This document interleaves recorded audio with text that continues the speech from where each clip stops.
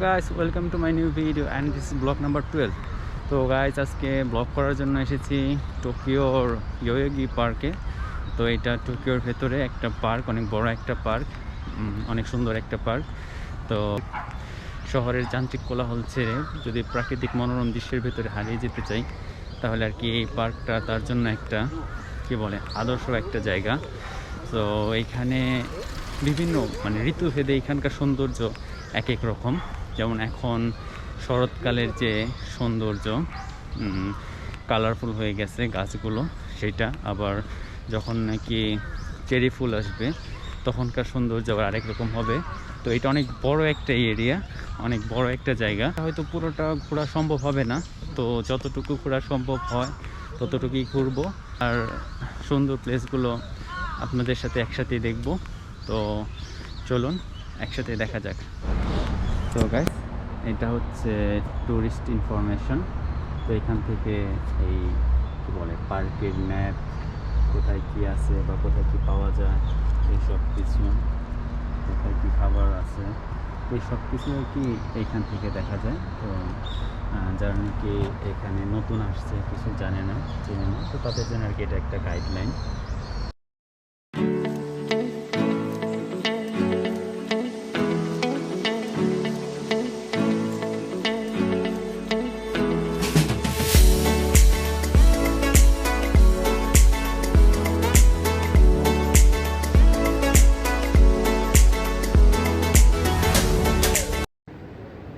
তো গাইস, এখন যেগুলো দেখতে পাচ্ছেন, তো এইটা হলো আমেরিকার জনগণের পক্ষ থেকে জাপানের জনগণের জন্য দেওয়া উপহার।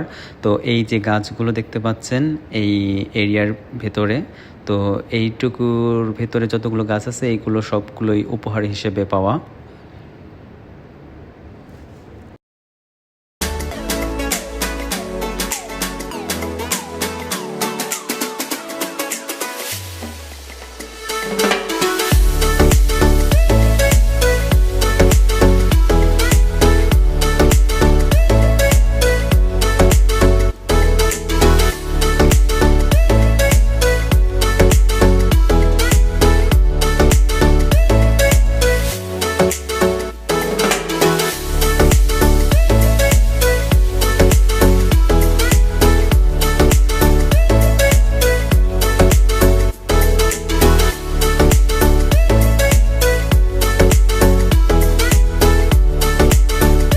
তো গাইস, এখানে দেখতে পাচ্ছেন যে কতটা সৌন্দর্য এখানে ছড়িয়ে ছিটিয়ে আছে।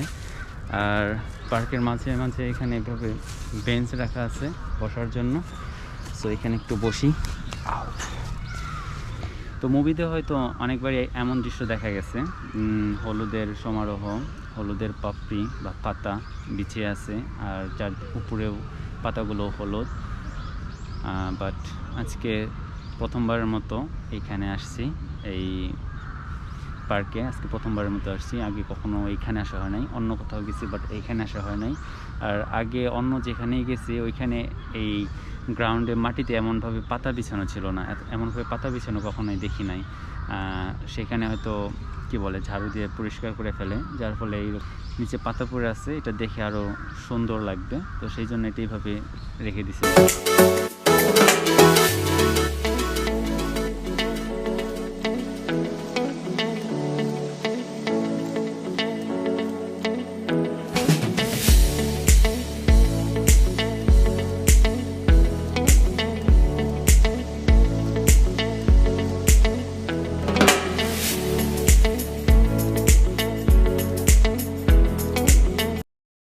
তো গাইস, এখানকার দৃশ্য আবার একটু আলাদা। আমরা যে ফার্স্টে যেখানে ছিলাম সেখানে পাতাগুলো হলুদ ছিল, অ্যান্ড সেখানকার ভিউটাও হলুদময় ছিল। বাট এখানে যে পাতাগুলো, এগুলো অনেক আগের পড়া পাতা, তো এগুলো আর কি শুকিয়ে এখন আর হলুদ কালার নেই, অন্য কালার হয়ে গেছে। যার ফলে এইটার দৃশ্যটা আবার একটু অন্যরকম লাগতেছে। অর্থাৎ দুইটার দুই রকম সৌন্দর্য।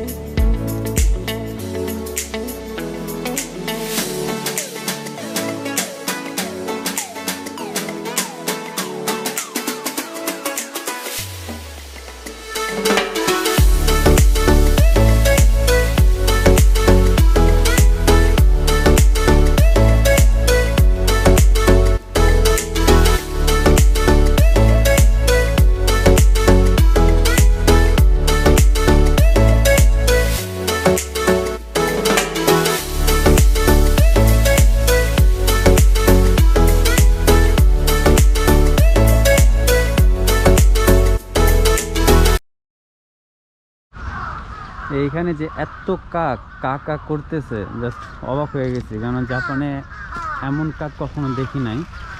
আর মাথার উপর দিয়েও গাছের উপরে অনেক কাক, ভয়ে আছি কখন না জানি আবার আমার শরীরের উপরে তারা তাদের আরামদায়ক কাজটা করে ফেলে। এইখান থেকে একটু তাড়াতাড়ি সরতে হবে।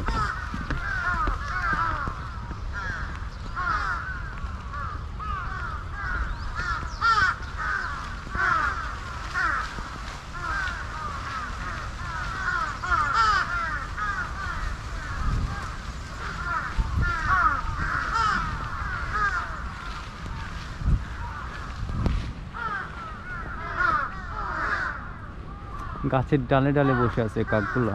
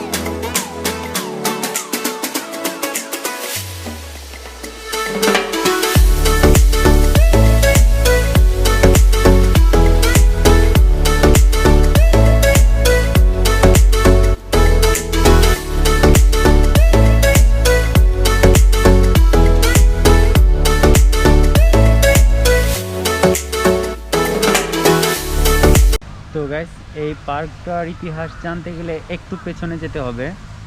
এটা 1967 সালে এটা একটা সিটি পার্ক হিসেবে আত্মপ্রকাশ করে। তো 1967 সালের তো 1967 সালের আগে এটা 1964 সালে যে টোকিও অলিম্পিক হয়েছিল, 1964 টোকিও অলিম্পিকের এটা ছিল অলিম্পিক ভিলেজ। এটা অলিম্পিক ভিলেজ ছিল। এবং 1964 সালের আগে, 1964 সালের আগ পর্যন্ত এই জায়গাটা ছিল আমেরিকান সৈন্যদের একটা রেসিডেন্সিয়াল এরিয়া। তো যেহেতু এটা আমেরিকার রেসিডেন্সিয়াল এরিয়া ছিল, তো মেবি সেটা দ্বিতীয় বিশ্বযুদ্ধের পর থেকে ছিল। তো দ্বিতীয় বিশ্বযুদ্ধের আগে যে পার্কের এখানে এটা কী হিসেবে ব্যবহার করা হতো, তো সেই মানে পার্কটা সকল বয়সী সকল শ্রেণীর মানুষদের জন্য উন্মুক্ত। এবং এখানে প্রায় সকল ধরনের মানুষ এখানে আসে, বাচ্চা থেকে শুরু করে বৃদ্ধ সবাই জগিং করতে আসে। স্কুল থেকে এখানে কি বলে স্টাডি ট্যুরে আসে, বিশেষ করে ছোট বাচ্চাদের এখানে অনেক কিছু শেখানো হয়। তো বর্তমান ধরতে গেলে এটা একটা সবার একটা প্রয়োজনীয় স্থানে পরিণত হয়েছে। আশেপাশে স্থানীয় যারা আছে তাদের জন্য এটা বর্তমানে একটা প্রয়োজনীয় একটা স্পটে পরিণত হয়েছে। আর টুরিস্টদের জন্য তো এটা আলাদা করে বলার কিছুই থাকে না, টুরিস্টদের জন্য এটা অন্যতম একটা আকর্ষণীয় একটা স্থান।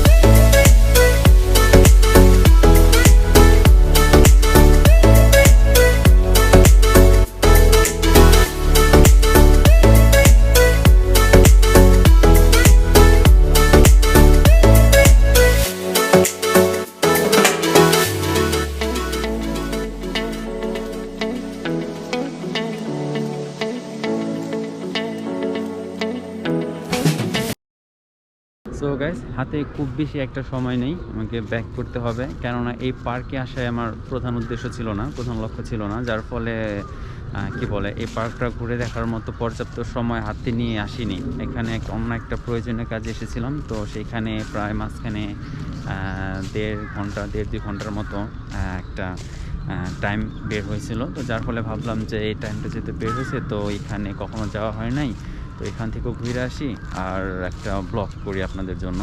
তো সেই চিন্তা ভাবনা করে এখানে আসা। তো এত স্বল্প সময়ের ভেতরে পুরা পার্কটা ঘুরে দেখা আসলে একটা অসম্ভব ব্যাপার। আর এত স্বল্প সময়ের ভেতরে এত কম পরিকল্পনা নিয়ে একটা ব্লগ করা আসলে একটা কি বলে টাফ একটা ব্যাপার।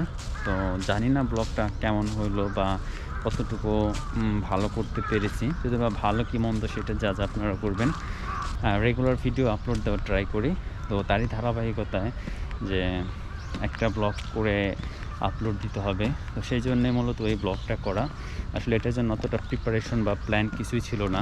তো আশা করি ভবিষ্যতে ব্লগ হোক বা অন্য কোনো ভিডিও হোক, সেটা যাই হোক, তো সেটা আরেকটু প্ল্যানিং করে আনার ট্রাই করব।